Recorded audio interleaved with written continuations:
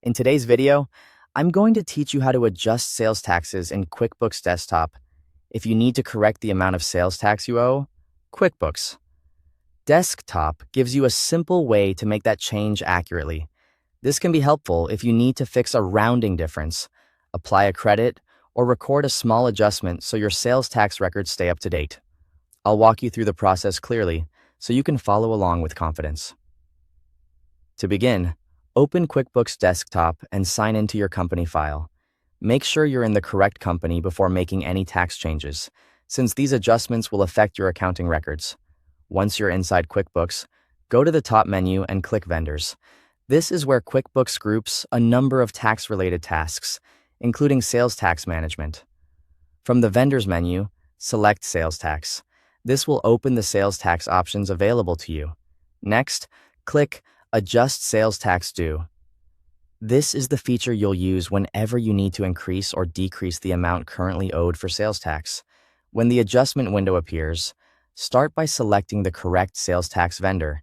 This is important because the adjustment needs to be tied to the agency or vendor that receives the tax payment.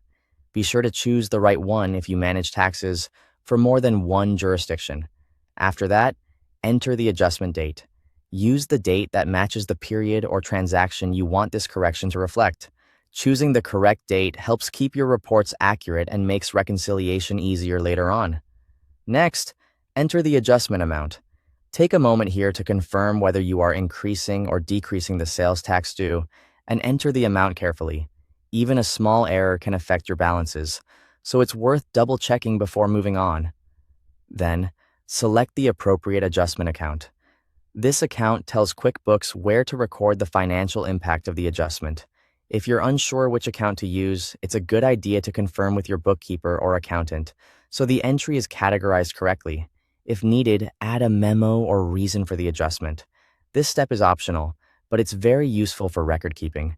A short note can help you or someone else understand later why the adjustment was made.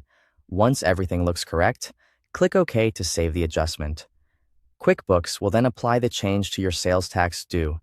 And that's it. You've successfully adjusted sales taxes in QuickBooks Desktop. Thanks for watching.